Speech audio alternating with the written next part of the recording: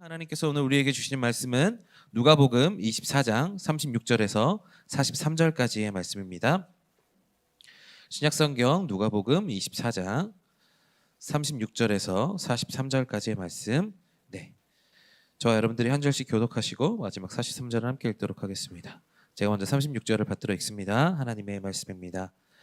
이 말을 할 때에 예수께서 친히 그들 가운데 서서 이르시되 너희에게 평강이 있을지어다 하시니 그 보는 것을 영으로 생각하는지라. 예수께서 이르시되 어찌하여 두려워하며 어찌하여 마음에 의심이 일어나느냐. 발을 보고 나인 줄 알라. 또 나를 만져보라. 영은 살과 뼈가 없으되 너희 보는 바는지 나는.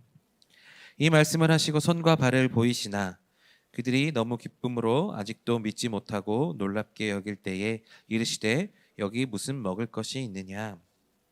이에 구운 생선 한 토막을 드리니 함께 읽겠습니다. 받으사 그 앞에서 잡수시더라. 아멘. 잠시 기도하겠습니다.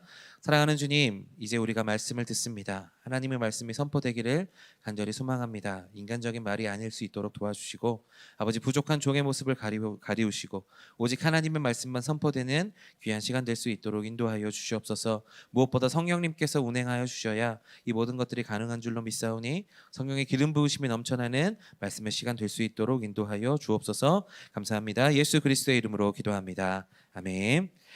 우리 지난주는 우리가 연애 특강을 들었고 지지난주에 말씀 기억하십니까? 제목이 엠마오에서 예루살렘으로. 엠마오로 가는 두 제자가 있었고 이제 거기서 바로 이제 예루살렘으로 돌아가는 두 제자들이 이야기를 들었습니다. 오늘은 이제 부활절 제가 맞아서 누가복음 24장을 3번에 걸쳐서 나누겠다고 말씀드렸죠. 그래서 오늘 이제 부활절 맞이하는 누가복음 3번째.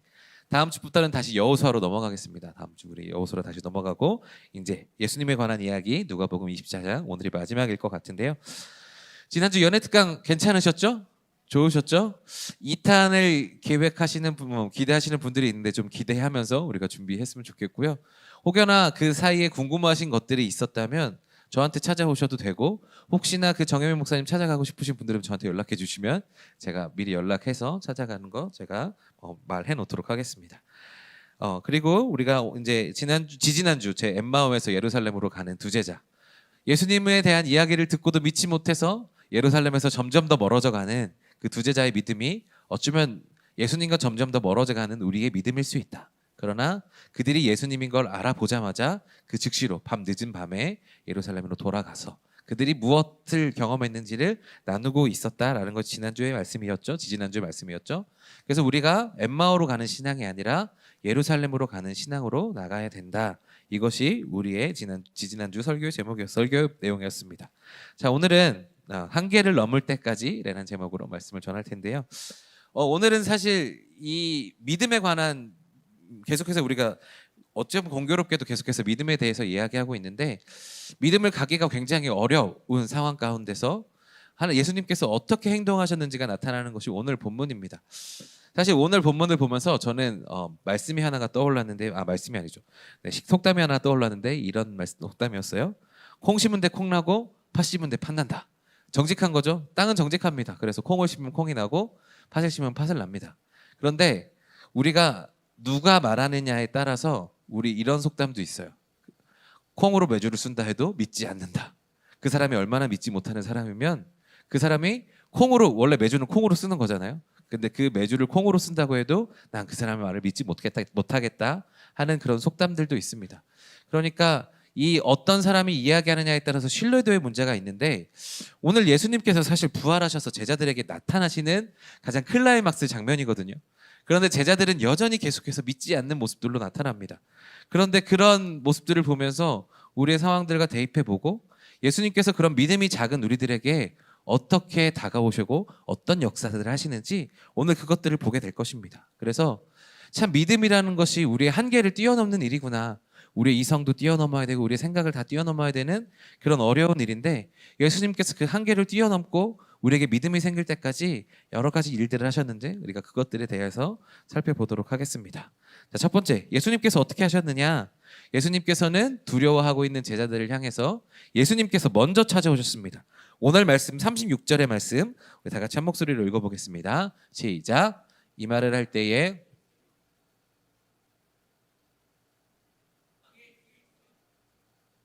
아멘. 오늘 36절에 보시면 이 말을 할 때에 라고 되어 있죠. 이 말을 할 때가 언제일까요? 지지난주 말씀을 생각해 보면 엠마오로 가던 두 제자가 예수님을 믿고 깨닫고 예수님이 사라졌지만 곧장 예루살렘으로 가서 제자들이 있었던 곳으로 가서 그 길에서 있었던 일과 예수님께서 우리에게 나타나셔서 떡을 떼면서 축사하여 주셨다라는 것을 이야기하고 있는 그때에 예수님께서 친히 그들 가운데 먼저 찾아오셨다라는 것입니다. 우리가 이제 그들이 돌아가서 어떤 이야기하고 있는데, 저는 이번 주에 이제 설교를 준비하면서 묵상해 봤는데 이런 생각이 들었어요. 사실 예수님이 굳이 제자들에게 찾아올 필요가 있을까라는 생각을 했어요. 왜 그런가 하면 예수님이 3번이나 내가 십자가에서 죽고 부활할 것에 대해서 얘기하셨어요. 그리고 그들이 메시아라고 믿는 메시아라고 하는 것은 구약 시대 때부터 계속해서 예언되어져 있는 내용들이 있단 말입니다. 그래서 그것을 통해서 예수님이 어떤 분이신지를 깨달아 알 수 있었고, 그러면 예수님께서 내가 부활했다 딱 나타나시면 누가 찾아가야 되겠습니까? 나는 여기 있으니 니네가 찾아와. 우리 그것을 보는 예수님 정말 메시아시군요 라고 찾아가야 되는 주체들이 제자들이 되어야 되지 않을까요? 예수님께서 계속 말씀도 안 하시고 내가 부활하겠다라고 말씀도 안 하셨으면 그렇지 않았겠지만, 예수님께서 부활하셨다라는 것을 듣고 있는데 여전히 지금 그들은 모여 있고 숨어 있다라는 것입니다. 지금 제자들은 숨어 있는 것을 어디서 볼 수 있는가 하면 오늘과 비슷한 본문이 요한복음 20장에도 나오거든요. 요한복음 20장 19절, 우리 여기 말씀도 다 같이 한 목소리로 읽어볼게요. 시작. 이달 곧 안식 후 첫날 저녁 때에 제자들이 유대인들을 두려워하여 모인 곳의 문들을 닫았더니 예수께서 오사 가운데 서서 이르시되 너희에게 평강이 있을지어다. 아멘. 예수님께서 부활하셨다라는 이야기를 듣고 저녁 때까지 있었는데 제자들이 무엇을 하고 있었는가 하면 그들의 문들을 닫고 있었습니다. 왜요? 유대인들을 두려워해서 자기네들을 잡으러 올까봐 숨어 있는 거예요. 예수님이 죽으시고 예수님께서 부활하셨다는 소식을 들었지만, 예수님께서 부활하셨다는 것은 무엇입니까? 예수님께서 메시아시고 하나님의 아들이신 것을 드러냈음에도 불구하고 그들은 유대인들이 자신을 찾아서 예수님과 똑같이 자신들을 잡아 죽일까봐 두려워해서 문을 닫고 있는 것이 지금 제자들의 모습이었다라는 것입니다. 예수님 입장에서 굉장히 답답하실 것 같아요. 야, 내가 살아났잖아. 내가 부활했잖아. 근데 여전히 그들은 그런 상황 속에서도 문을 닫고 예수님을 기다리는 것도 아니고 그냥 문을 닫고 무서워하고 있었다라는 것입니다. 근데 이제 그 문을 닫고 우리 누가복음의 이야기들을 보면 엠마오에 있었던 사람들이 그런 이야기들을 했고, 이제 베드로도 내가 그런 경험들을 했다라는 것을 이야기했지만 여전히 그들은 예수님을 찾으러 가려는 노력을 하지 않았습니다. 예수님께서 부활하셨다면 우리가 얼른 찾아서 예수님을 빨리 모시고 오는 게 가장 안전한 방법이잖아요. 왜냐하면 부활하신 예수님을 보면, 그 권능의 모습을 보면 유대인들도 두려워 떨 거 아니겠습니까? 그런데 그들은 여전히 숨어 있었습니다. 그런데 예수님께서 어떻게 하셨느냐? 이 문이 닫혀져 있는 상태에서도 그 문을 뛰어넘으시고 이제 예수님이 새로운 영체로 이제 나타나게 되신 건데, 이제 육의 세계와 영의 세계가 완전 달라진 것, 차원이 달라진 몸에 대해서 이야기할 나중에 결을이 있을 거라 생각하고, 일단은 예수님께서 두려워하고 있는 제자들에게 먼저 찾아오셨다라는 것입니다. 아까 말씀드렸다시피 부활하신 예수님과 함께 있는 것이 그들에게 가장 큰 강력한 힘일 수 있습니다. 그런데 그들이 여전히 예수님을 찾지 않는 이유는 무엇인가 하면 예수님에 대한 확신이 아직 없는 거예요. 예수님이 부활하신 것에 대해서 아직까지 믿을 수가 없는 거예요. 그들은 여전히 두려워하고 믿는 것이죠. 그래서 예수님께서 짜잔 하고 나타나셨어요. 그런데 나타나셨는데도 여전히 그들은 예수님을 믿지 못합니다. 오늘 37절의 말씀인데요. 37절의 말씀 다 같이 한 목소리 읽어보겠습니다. 시작. 그들이 놀라고 무서워하여 그 보는 것을 영으로 생각하는지라. 아멘. 지금 그 보는 것을 무엇이라 생각한다고요? 영으로. 그러니까 우리가 생각하는 영과 혼, 이 영이 아니고요. 이 영은 영어로 보면 고스트라고 되어 있어요. 그러니까 예수님이 나타나셨는데 예수님이 마치 귀신인 것처럼 생각을 했다는 거예요. 예수님이 형상을 한 귀신으로 생각을 했다는 거죠. 그러니까 놀라고 무서워서 부활하신 예수님이 우리 가운데 찾아올 수 있는 그런 모습이 아닐 것이다 라고 생각을 했던 거죠. 예수님이 그 전에 있었던 모습은 인간적인 모습이었으니까. 그렇지만 부활하고 나서 예수님께서는 찾아오셔서 그것들 뛰어넘으셔서 제자하고 나타나셔서 너희에게 평강이 있을지어다 라고 이야기하는데, 제자들은 어떻습니까? 여전히 믿지 못하고 있죠.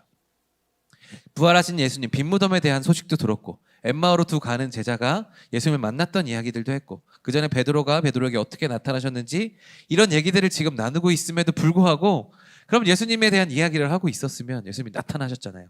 그럼 예수님, 살아나신 예수님께 우리 가운데 오셨다라고 하고 바로 받아들여야 되지 않겠습니까? 그런데 제자들은 여전히 두려워하고 믿지 못하고 있습니다. 어쩌면 이런 모습들이 우리와 같지 않은가요? 그만큼 부활을 믿는다라는 것이 쉽지 않은 것 같아요. 그런데 오늘 두 번째 말씀을 보시면 무엇인가 하면, 그렇게 부활하신 예수님을 만나고도 의심하는 제자들을 향해서 예수님 어떻게 하셨느냐 하면 나를 만져보라고 말씀하셨습니다. 자, 38절 39절 말씀 다 같이 한 목소리로 읽어볼게요. 시작. 예수께서 이르시되 어찌하여 두려워하며 어찌하여 마음에 의심이 일어나느냐. 내 손과 발을 보고 나인 줄 알라. 또 나를 만져보라. 영은 살과 뼈가 없으되 너희 보는 바와 같이 나는 있느니라. 아멘. 지금 38절에 예수님께서 뭐라고 하세요? 예수님이 바로 눈앞에 있는데 어찌하여 두려워하여 어찌하며 마음에 의심이 일어나느냐라고 이야기해요. 눈앞에 예수님이 있어요. 부활하신 예수님이 있어요. 그런데 여전히 제자들은 의심하고 있습니다.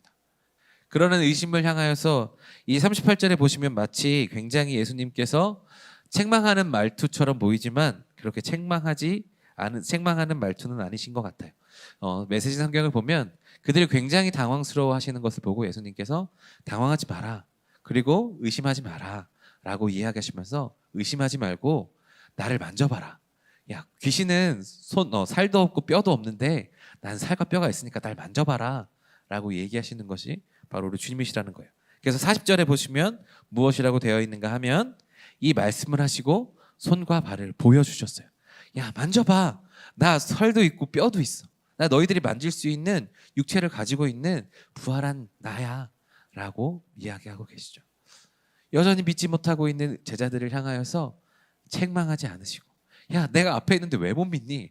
야, 내가 왔잖아. 라고 말을 그렇게 하면서 제자들, 그런데도 나 못 믿냐고 이야기하시고 나를 왜 찾아오지 않느냐고 책망하실 것 같지만 예수님은 책망하시기 전에 무엇을 하시냐 하면 제자들에게 나 좀 만져봐.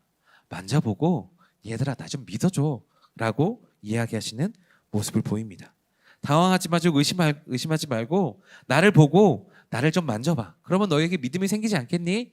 라고 물어보시는 예수님의 따뜻함이 여기에 담겨 있는 것 같습니다. 오늘 이 말씀을 읽으면서 또 요한복음 20장, 아까 비슷하게 있다라고 했죠. 이 요한복음 20장에 보시면 도마의 이야기가 나옵니다. 도마의 이야기가 나오는데 우리 요한복음 20장 25절에서 27절 말씀 다 같이 한 목소리로 읽어볼게요. 시작. 다른 제자들이 그에게 이르되 우리가 주를 보았노라 하니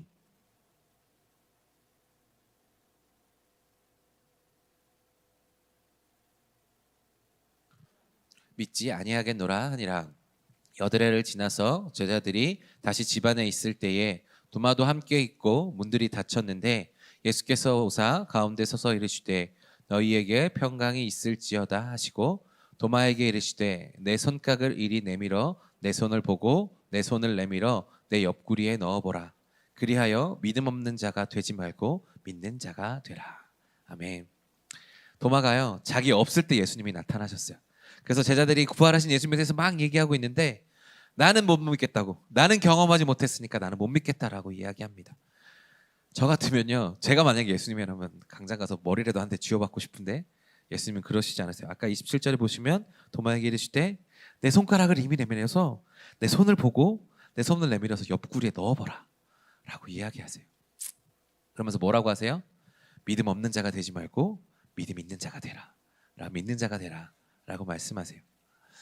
예수님이 우리의 믿지 못하는 우리의 어려움을 아시는 것 같아요. 그래서 아까 제자들이 보면서도 당황하고 두려워하고 의심하면서 예수님을 믿지 못하고 있을 때에 얘들아 난 뼈도 있고 살도 있잖아. 만져봐. 그리고 믿어봐. 라고 예수님께서 말씀하시는 것 같아요. 저 같으면 야 내가 있는데 좀 믿지 그래 라고 이야기할 것 같지만 예수님은 그러지 않으셨어요. 예수님은 야 손가락 넣어보고 옆구리 넣어봐. 그래서 만져보고 믿는 자가 되었으면 좋겠다 라고 말씀하시는 거죠. 도마가 손을 넣어봤을까요? 안 넣어봤을까요? 저는 안 넣었을 것 같아요. 예수님 딱 보고 그 뒤에 보시면 내 주님이십니다라고 고백하면서 엎드려지는 장면이 나오거든요. 예수님은 이런 분이신 것 같아요. 우리가 아직 믿지 못하고 있는 때에도 찾아오셔서 먼저 찾아오셔서 날 만져봐. 나 여기 있잖아, 얘들아. 믿지 못하는 거 괜찮아. 그렇지만 나를 경험하고 나를 좀 믿는 사람이 되지 않겠니? 라고 물어보시는, 그렇게 요청하시는 분이 바로 우리 주님이시라는 거예요. 그래서 도마도 나타나셔서 손을 내밀어 보라 말씀하시고, 그렇게 해서 믿는 자가 되도록 요청하고 계시는 겁니다. 우리는 여전히 믿음이 부족하고 연약해서 주님, 제가 정말 예수님을 믿을 수 있겠습니까? 정말 내가 예수님을 정말 믿겠습니까?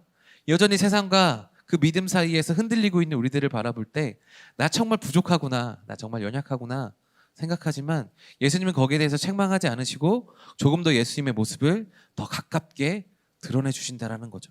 찾아오실 뿐만 아니라 찾아오셔서 만져봐라, 나를 경험해봐라 라고 말씀하시는 것이 바로 우리 주님이시다라는 것입니다. 그리고 마지막 세 번째, 예수님께서는 어떻게 하셨는가? 아직도 믿지 않은 제자들을 향해서 예수님이 음식 먹는 모습을 보여주셨습니다. 자, 41절에서 43절까지 말씀 다 같이 한 목소리로 읽어보겠습니다. 시작. 그들이 너무 기쁨으로 아직도 믿지 못하고 놀랍게 여길 때에 이르시되 여기 무슨 먹을 것이 있느냐 하시니 이에 구운 생선 한 토막을 드리니 받으사 그 앞에서 잡수시더라. 아멘. 자, 예수님께서 갑자기 배가 고프셨을까요?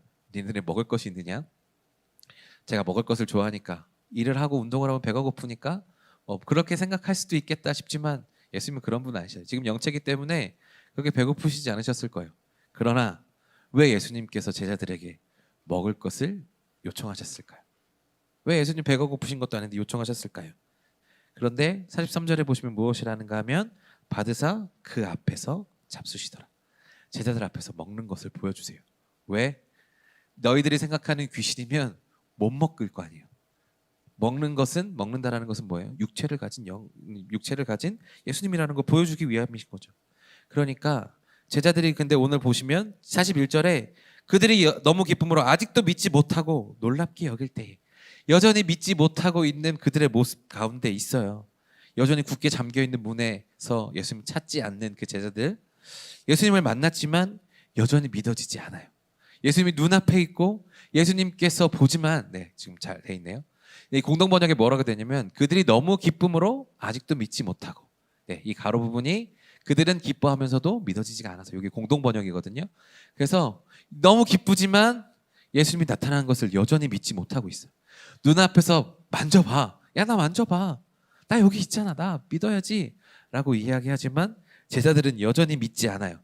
그러니까 예수님께서 최후의 방법으로 뭘 하시냐, 먹을 것 좀 달라 하시고 그들 앞에서 먹는 것을 보여주세요. 저는 이 모습을 보면서 예수님에 대한 말씀이 떠올랐어요. 예수님은요, 제자들을 어떻게 사랑하셨나요?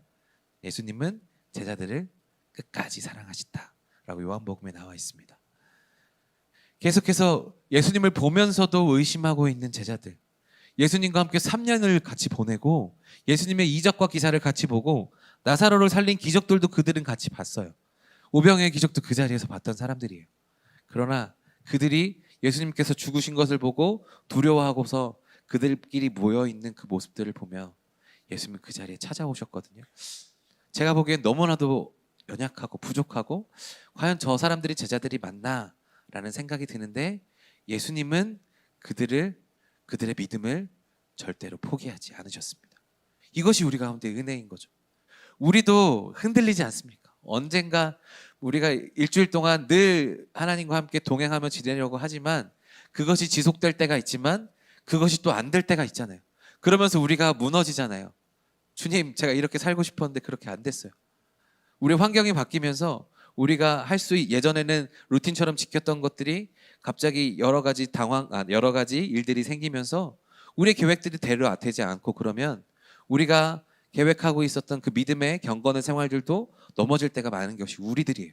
그걸 보면서 나 참 연약하구나 그러면서 우리는 굉장히 마음을 속이고 우리가 마음이 꺼려지고 여러 가지 아픔들이 생기는 것이 우리의 마음인데 예수님은 거기에 대해서 책망하지 않으신다고. 우리의 믿음을 포기하지 않으시고 끝까지 찾아오세요. 내 믿음이 한계를 넘을 때까지 찾아오시는 거예요.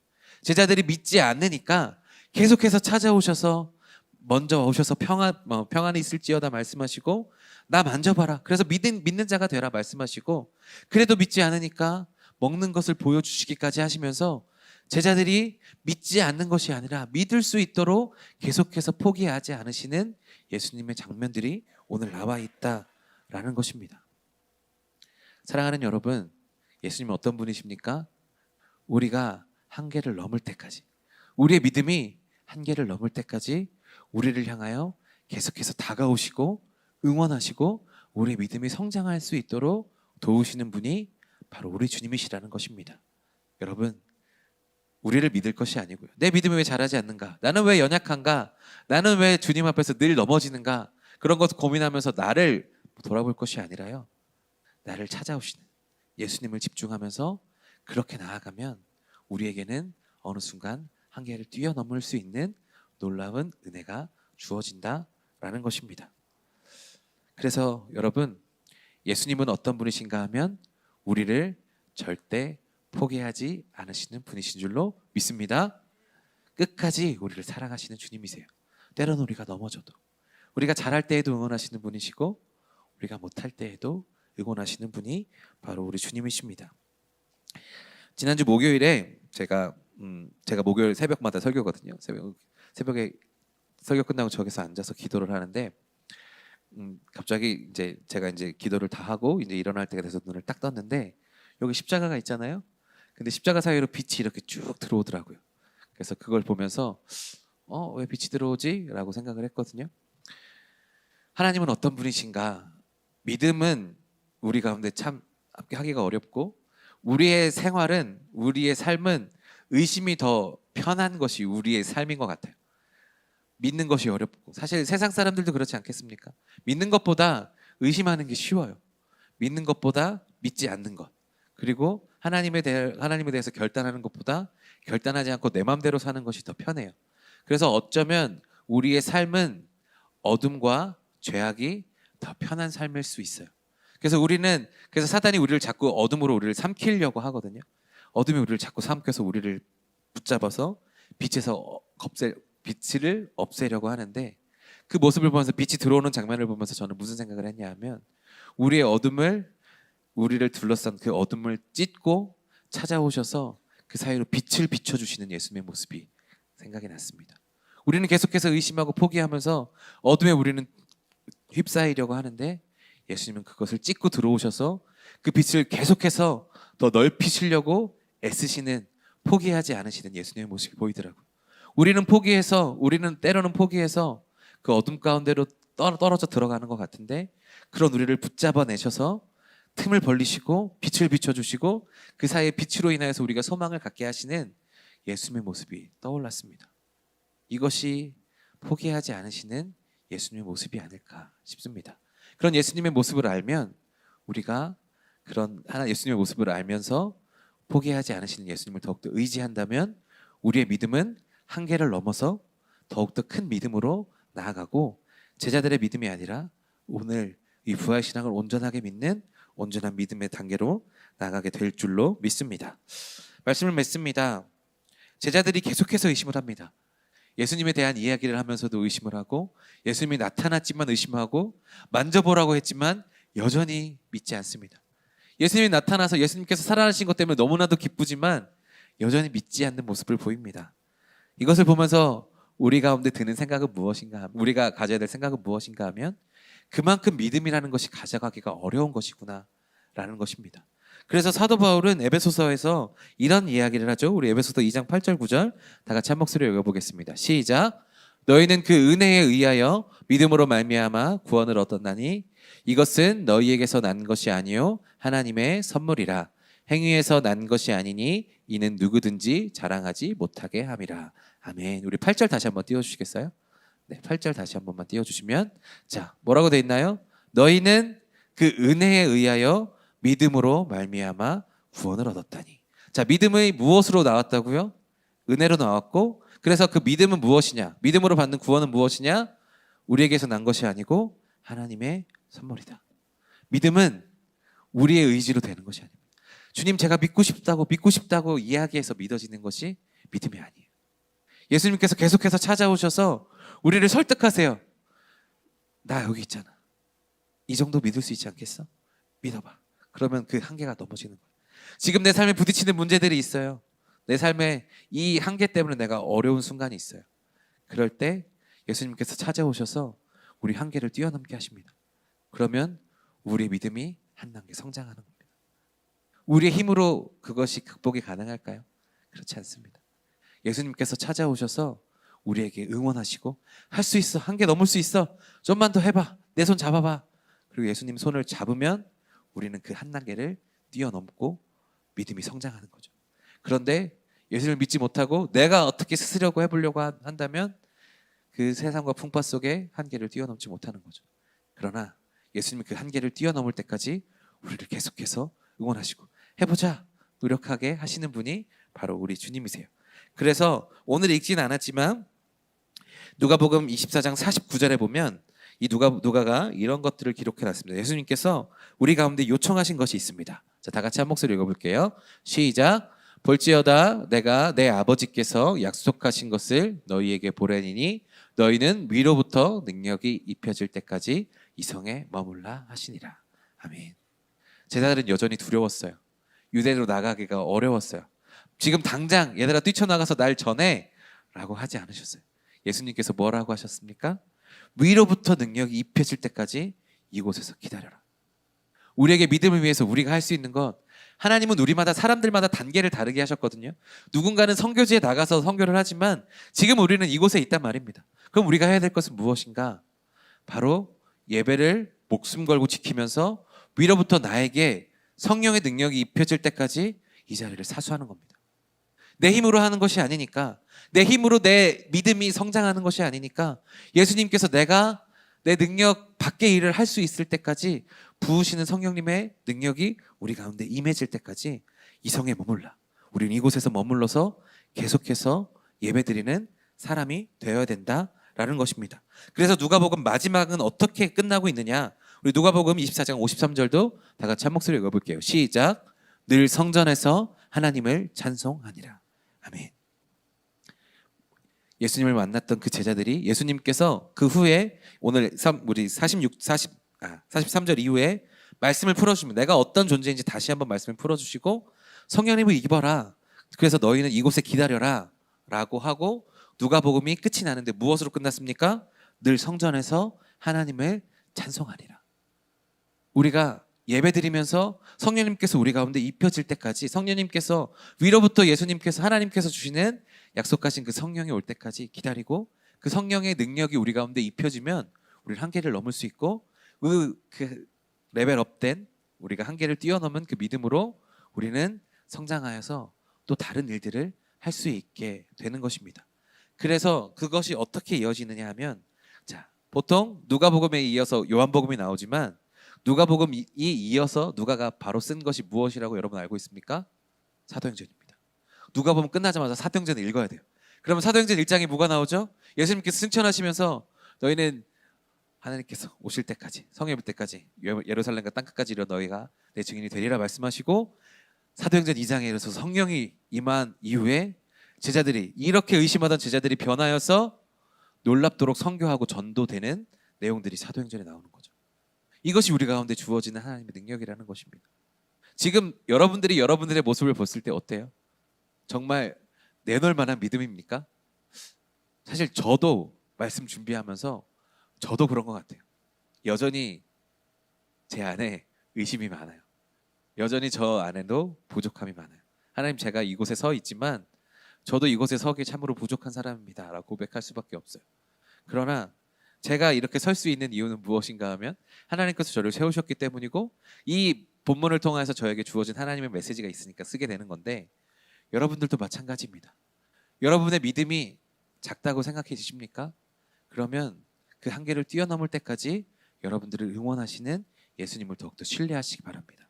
그리고 이곳에서 예배드리면서 성령님께서 우리 가운데 임하실 때까지 그 예수님께서 우리 가운데 나타나셔서 우리 한계를 뛰어넘고 성령님이 우리 가운데 임하셔서 우리 한계를 뛰어넘을 수 있을 때까지 기다리고 예배하고 성전에 거하면서 찬송하기 시작하면 예배하기 시작하면 우리는 놀라운 하나님의 은혜가 주어지게 될 줄로 믿습니다. 그러므로 여러분 매일매일의 삶을 예배드리기에 힘쓰시는 여러분 되기를 간절히 소망합니다. 일주일에 한 번 이곳에 나온다고 해서 우리의 삶이 변할까요? 그렇지 않습니다. 예수님께서는 계속해서 찾아오시잖아요. 예수님께서 여러분 삶에 매일매일 찾아가고 싶으세요. 매일매일 옆에 계세요. 그런데 우리가 왜 예수님 만나지 못하느냐? 우리가 예수님께 관심을 기울이지 않기 때문입니다. 우리가 예수님을 더 찾고 예수님을 만나기를 기도한다면 때마다 일마다 교제할 수 있는 분이 우리 예수님이세요. 성령님께서 우리와 늘 동행하시면서 우리 가운데 말씀을 걸어주시거든요. 그런데 우리가 세상에 살면서 의심하고 세상의 가치관으로 살아가다 보면 우리는 그것들을 놓치고 산다는 거죠. 사랑하는 여러분, 이것을 꼭 기억하셔서 예수님께서 우리 가운데 계속해서 다가오시고 한계를 넘을 수 있도록 우리 가운데 찾아오시고 만져보라 하시고 앞에서 먹는 장면들을 보여주시는 예수님의 모습을 기억하면서 성령님께서 오시면 그 한계가 뛰어넘어지고 예배드리면서 우리가 한계를 뛰어넘을 수 있는 것처럼 예수님을 신뢰하고 우리가 이 자리에서도 예배할 뿐만 아니라 내 삶의 자리를 예배의 자리로 바꾸게 되면 우리는 사도들보다 더 큰 일도 행하게 될 줄로 믿습니다. 그렇게 결단하시고 하나님께 나아갈 수 있는 저와 여러분들이 다 되면 좋겠습니다. 우리 함께 찬양하고 기도할까요?